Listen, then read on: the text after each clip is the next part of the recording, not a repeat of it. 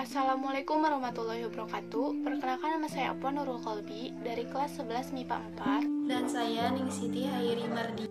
Dan saya Nur Sapitri Paujiah. Kami akan membuktikan osmosis menggunakan kentang. Alat dan bahan yang digunakan. Pada gelas A, tuangkan air mineral ke dalam gelas lalu masukkan kentangnya. Pada gelas B, larutkan garam sebanyak 10% lalu masukkan kentang ke dalam larutan garam yang telah disediakan. Pada gelas C, larutkan garam sebanyak 20% lalu masukkan kentangnya. Diamkan ketiga kentang tersebut selama 1 jam.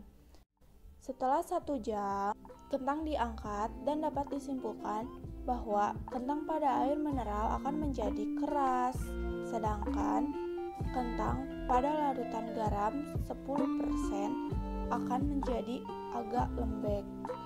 Dan kondisi kentang dalam larutan 20% akan menjadi lembek. Dari praktikum tadi dapat disimpulkan bahwa osmosis adalah perpindahan air dari larutan hipotonis lebih rendah ke larutan hipertonis lebih tinggi melalui membran semi-permeabel.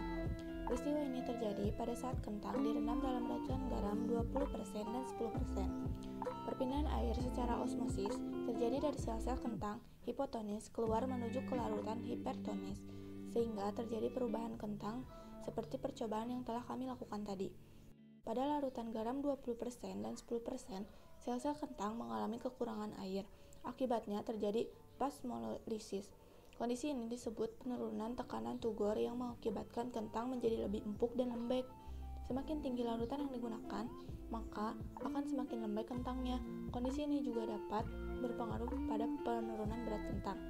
Kondisi sebaliknya terjadi pada kentang yang direndam pada larutan air mineral biasa. Perpindahan air secara osmosis terjadi ketika air mineral hipotonis menuju sel-sel kentang hipertonis. Mengingat larutan dalam kentang lebih pekat dari air mineral, masuklah air mineral ke dalam sel-sel kentang.